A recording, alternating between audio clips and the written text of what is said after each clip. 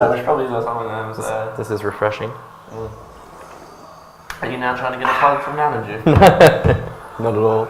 No, yep. We're just waiting for the. I don't know. Oh. It's the live feed delay. No, we've stopped responding.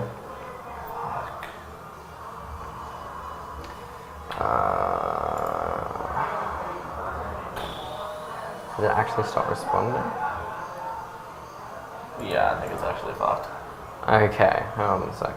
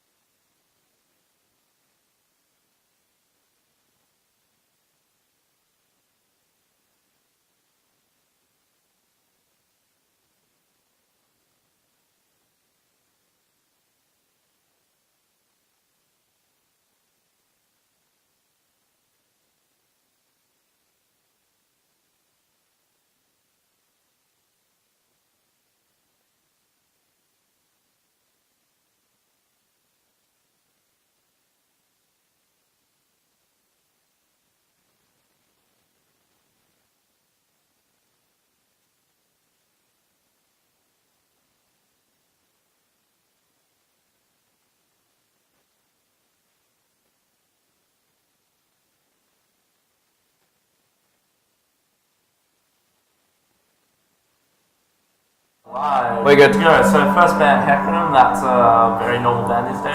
Pretty common in the meta. He just generates a lot of disables within the team fight. Lee Sin is also a very common pick, but also a favorite of the team on the left. Shen is also a respect band for the top laner. They've demonstrated very good Shen in all of their early games. Yes, it has. Make sure. The Vlad band is very usual these days, as Vlad is very high sustain. He gets very hard to kill late game unless you've got a lot of armor penetration and say a Dustblade or an Omicron. Yep. Severe is more of a respect ban, I think, for the right team. For the right team, for the AD carry, Tom Holland. He prefers Severe mostly. Yep. And he's very good on it.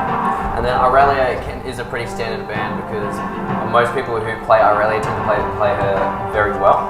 So we have the bands on each slides. We have the first pick. It would be interesting to see if they go for the straight out meta pick. I've noticed that Victor isn't banned, which is the mid laner of the month at the moment. Yes, he's very We've gone with a Karma. This could be, to my awareness, this is probably Karma support.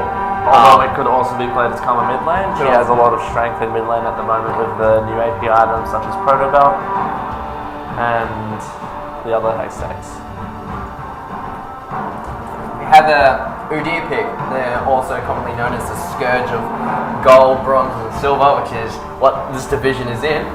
Vel'Koz is a pretty uncommon mid laner pick. It did see He some could be seen as a support as well. support for a while due to just his amazing base damage for his disintegration passive. Thanks to the true damage from the disintegration and So- his constant harass. Ooh. The Udyr's been swapped out for Jarvan 4. Jarvan 4 is a pretty standard pick. Last patch, he actually received a couple of fixes to his early jungle clear, which was designed to make sure he could gank faster with more mana and more health. So it's pretty common it's very nice to see him. We're swapped over to the next side now with the double pick. Fiddlesticks has been seeing a lot of play in this tournament. He does offer great single target lockdown. His sustain is incredible. And not to mention his cross-holding. Malzahar. I'm surprised that Malzahar wasn't banned because he is a strong meta. There's a swapping through now, so we'll go to the more Mr. steps. Forever usually goes for a few champions for his sides. He has been known to play Nunu throughout this tournament though, and he's played him fairly well, getting off some very nice executes with his ults. The J4 pick from Link Cafe Raid is a typical pick. As I've watched a few of the earlier games tonight, they've been using him as their standard jungle. We'll see that the Alistar has been locked in and so is the Nunu. Alistar is a pretty common support pick because of the amazing peel, and also the damage reduction on his ult is pretty ridiculous when it comes to taking him down in team fights. Nunu was an interesting choice, but this team has run Nunu to success. Great slows, AoE damage is fantastic. If we swap over to the next side, we have the Malphite picked in once again. Yep. This is starting to look like, and the Tarmkent as well. This is starting to look like a bit of a wombo combo. I imagine they'll go something along the lines of Malphite ult, Cataclysm over, what's his ult called? I can't remember. Oh, Lifeform Disintegration, right? And then all funnel that in. If you can execute that, you'll win every team fight. Interestingly, the left team seems to have transitioned into more of a pick comp. So with good single target damage, as demonstrated through Yasuo, you can easily turn a team fight around if you manage to get off due to the increased armor penetration.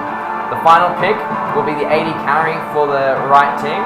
Could be Ashe. Ashe is very strong at the moment with the new abilities. Ooh, there goes our lights. It's a good time. There you go, perfect timing. I can enjoy this even more. Ashe is a pretty good pick at the moment, but it is an odd pick into a Yasuo team comp as his wind wall, if timed correctly, will take out her ult, which is half her CC. Not to mention that her flurry, which is one of the most key points which makes her so strong, can be damaged. She's also a very immobile AD carry. There's the Jhin pick, which is even more immobile, I would say. But has very high damage. And if you play full armor pen in, as we've seen in a lot of the pro teams lately, where they will go Dustblade then Youmu's, you're able to melt through the strongest of tanks, say as like an Alistar or a Nunu.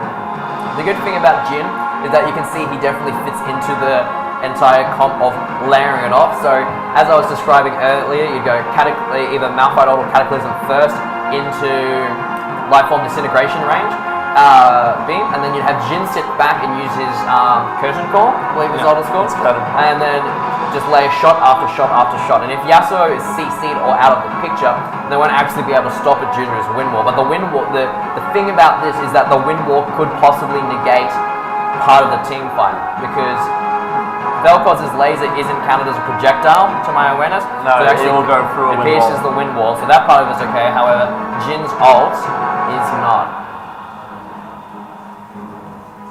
Yep. But also, interesting fact to know, with Jin's ult, it actually lasts longer than Yasuo's typical wind wall, depending on the level of it. And so if he wants to wait it out, he can wait out and then fire his shots, but that may extend the team fight to a point where he'll have to be extracted by the time Kenshin cancel his ult and not able to use it to its full potential. Nice.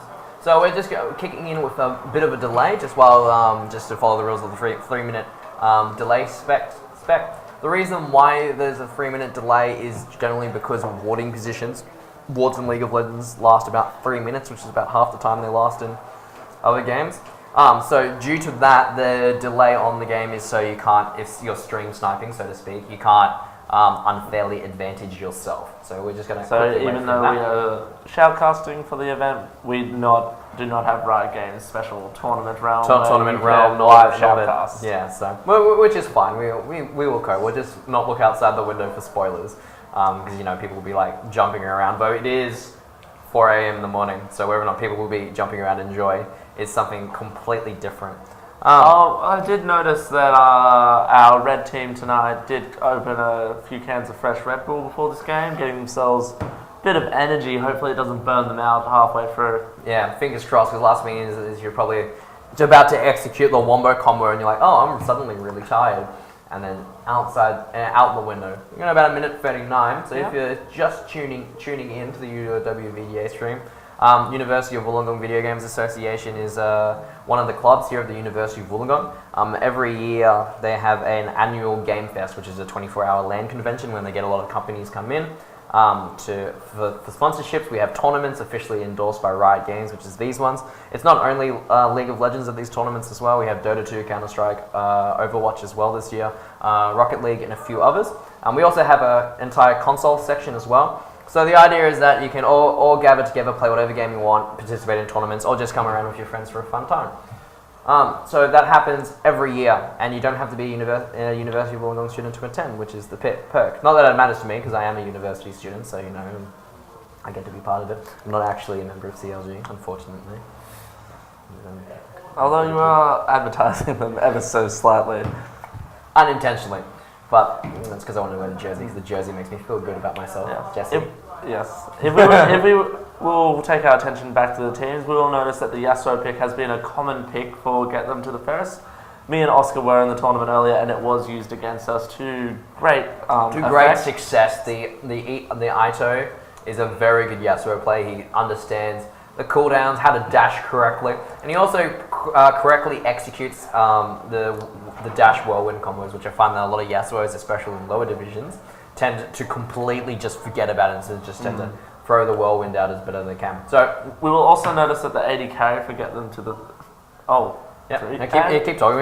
The AD carry for Get Them to the Ferris for this game is Schmuck, which is one of their many subs. They actually have 2 subs on their team for Get Them to the Ferris. Yes. And Ferris, who the team is named for, FA Salt, is actually the coach and also one of the subs, so maybe we'll see him in one of the later games, hopefully. If not, he will be coaching.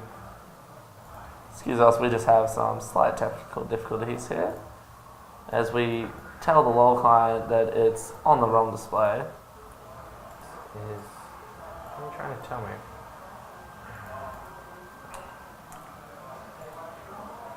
Is this 1? No, you need to make this the main display. 1, 2. This seems to be the main display. Make this my main display.